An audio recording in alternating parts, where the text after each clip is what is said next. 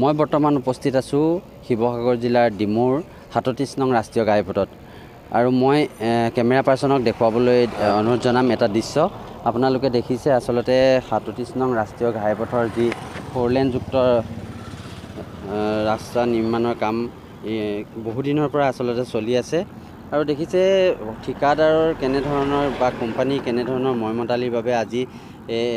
কেইবাদিনো ধৰি এই জেগাডোখৰ ৰাজমাই যি অঞ্চলত বিভিন্ন ধৰণৰ দুৰ্ঘটনা আৰু সংঘটিত হৈছে এই এখন বাহন দেখিছে আপোনালোকে ৰাস্তাৰ মাজত কেনেদৰে ফচি আছে তেওঁলোকৰ যি নিয়ম বহিৰ্ভূতভাৱে নিৰ্মাণ কৰা ৰাস্তা কাম কাজৰ বাবে আসলতে এনেধৰণৰ দুৰ্ঘটনাবোৰ সংঘটিত হৈছে আৰু পুনৰ নিৰ্মাণৰ নামত আসলতে এনেধৰণে তেওঁলোকে ৰাস্তাটো এৰি দি ৰাস্তা যাতায়াতৰ বাবে এটা পথ মুকলি কৰি দিছে আৰু ইয়াত মোৰ সৈতে আছে সংগঠনৰ যুৱকসকল তেওঁলোকে দাবী জনাইছে এই ৰাস্তাটো এনেধৰণৰ কাম কাজসমূহ বন্ধ কৰিবলৈ মোৰ সৈতে আছে ডিমৌৰ আচ্ছাৰ সম্পাদক মই তেখেতৰ সৈতে জানিব বিচাৰিম আসলতে এই যে যিটো পথ নিৰ্মাণৰ কাম আৰম্ভ হৈছে কেনেধৰণৰ কি ধৰণৰ চলি আছে কাম কাজ ৩৭ নং ৰাষ্ট্ৰীয় ঘাইপথ নিৰ্মাণত চৰম অৱহেলা আৰু ময়মতালিৰ কাৰণে আজি ৰাজমাই ৩৭ নং ৰাষ্ট্ৰীয় ঘাইপথত আপোনালোকে নিজে প্ৰত্যক্ষ কৰিব পাৰিছে যথেষ্টখিনি পথাচাৰী আৰোহীৰ এনেকুৱা ধৰণৰ অসুবিধা হৈছে আজি ৩ দিন ধৰি এই পথটি নিৰ্মাণৰ নামত তেওঁলোকৰ হেমাহি আৰু তেওঁলোকৰ ময়মতালি তেওঁলোকে এটা পথ সম্পূৰ্ণ নিৰ্মাণ নকৰি অন্য এটা পথ মুকলাই দিয়াৰ কাৰণে এনেকুৱা ধৰণৰ হৈছে বহু সংখ্যক গাড়ী ইতিমধ্যে পৰখীৰ পৰা বহু গাড়ী নতুন গাড়ী ফচিব লগা হৈছে চেম্বাৰ পৰ্যন্ত ভাঙি গৈছে আৰু ইতিমধ্যে এই গাড়ীখনো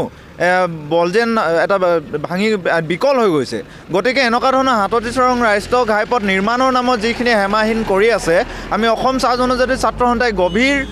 উদ্বেগ প্ৰকাশ কৰিছোঁ আৰু গৰিহণা দিছোঁ যে এনেকুৱা ধৰণৰ পথ নিৰ্মাণৰ নামত তেওঁলোকে ভেকু ভাওনা কৰি থাকিব নালাগে আমি ঊৰ্ধ্বতম কৰ্তৃপক্ষক এই সম্পৰ্কে আমি দাবী জনাইছোঁ যে অতি শীঘ্ৰে পথ মেৰামতিৰ নামত এনেকুৱা ধৰণৰ ভেকু ভাওনা কৰা ঠিকাদাৰসকলৰ ওপৰত বিহিত ব্যৱস্থা ল'বৰ কাৰণে আমি অসম চাহ জনজাতি ছাত্ৰ সন্থাৰ তৰফৰ পৰা দাবী জনাইছোঁ জানিব পৰা মতে ইতিমধ্যে কেইবাটাও কোম্পানীয়ে ইয়াৰ পৰা আধা কাম কৰি পলায়ন কৰিছে আকৌ নতুন এটা কোম্পানী আহে তেওঁলোকেও আসলতে কামৰ কি যি নমুনা ৰাইজে দেখিছে এই বিষয়ত কি ক'ব আচলতে কামক লৈ পিনে এই এছাম ঠিকাদাৰ হওক বা চৰকাৰটোৱে হওক এটা হেতালি খেলা ধৰণে তেওঁলোকে নিজৰ ময়মতালিৰে এটা মোটা অংকৰ বিনিময়ত আচলতে টকাৰ বিনিময়ত তেওঁলোকে এনেকুৱা ধৰণৰ ময়মতালি কৰি আছে গতিকে আমি গৰিহণা দিছোঁ তেওঁলোকে যদি পথ নিৰ্মাণ কৰিব আছে এটা পথ সুন্দৰ স্বৰূপে নিৰ্মাণ কৰি লওক তাৰপিছত অন্য এটা পথ খোলক আচলতে এই কামত একেবাৰে নিম্ন মানদণ্ডৰ কিছুমান সামগ্ৰী আৰু নিম্ন মানদণ্ডৰ কাম আমি নেশ্যনেল হাইৱে বুলি ক'লে আমি এটা উন্নত মানৰ কাম হ'ব লাগিছিলে কিন্তু একেবাৰে নিম্ন মানৰ কাম কৰি ঠিকাদাৰে আচলতে ইয়াৰ বুজন পৰিমাণৰ বেনিফিট পোৱাৰ বাদে বেলেগ একো কথা নাই ইয়াত এতিয়া এই যিবিলাক নিজৰ গাড়ীবিলাক বেয়া হৈছে ইয়াৰ বাবে এতিয়া কোন জগৰীয়া কোনে ক্ষতিপূৰণ দিব ইয়াৰ বাবে যিসকল নিৰ্মাণ সংস্থা আছে বা কনষ্ট্ৰাকশ্যন কমিটি আছে আমি NSDCLক দাবী জনাইছোঁ যে অতি শীঘ্ৰে যিসকল ইতিমধ্যে এই গাড়ীখন একেবাৰে দুখীয়া শ্ৰেণীৰ ব্যক্তিয়ে তেওঁলোকে ভাড়া মাৰি পোহপাল চলাই আছে কিন্তু পথৰ কাৰণে এনেকুৱা এটা বিকল হ'ব লগা হৈছে গতিকে মেৰামতিৰ যিখিনি দায়িত্ব আছে যিখিনি খৰচ বহন আচলতে NSDCLে কৰিব লাগে কিন্তু টোল গেটতো আছে পইচা বিভিন্ন ধৰণে সংগ্ৰহ কৰি আছে আচলতে টোল গেটটো যি এতিয়া বৰ্তমান জেগাই টোল গেটবোৰ আছে এই টোল গেটৰ নামত আছে এটা চিণ্ডিকেট আমি অসম চাহ জনজাতি ছাত্ৰ সন্থাই আগতো দাবী জনাইছোঁ যে এই টোল গেটৰ নামত এটা মাৰাত্মক চিণ্ডিকেট চলি আছে গতিকে এইবোৰ টোল গেট আমি ইমান পৰিমাণে বিচৰা নাই য'ত নেকি নিৰাপত্তা নাই য'ত নেকি এটা পথ সুস্থিৰভাৱে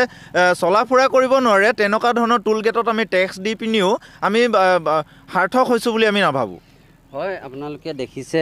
গোটেই পথটো ধোঁৱাময় যদি কেমেৰা পাৰ্চনক মই দেখুৱাবলৈ অনুৰোধ জনাম যদি সম্ভৱ হয় এজন পথচাৰী আচলতে বা চাইকেল বা বাইক লৈ এই ৰাস্তাটোৰে আহিব পৰা কোনো ধৰণে সম্ভৱ নহয় সম্পূৰ্ণ ধূলিৰে এই ৰাস্তা ধোঁৱা কোৱা হৈ আছে ৰাস্তাৰ অৱস্থাত কথাটো ক'বই নালাগে আৰু এনেদৰে ঠিকাদাৰ আৰু কোম্পানীৰ ময়মতালিৰ বাবে এনেদৰে ৰাস্তাৰ যি কাম বন আৰু বিভিন্ন ধৰণৰ পথচাৰীয়ে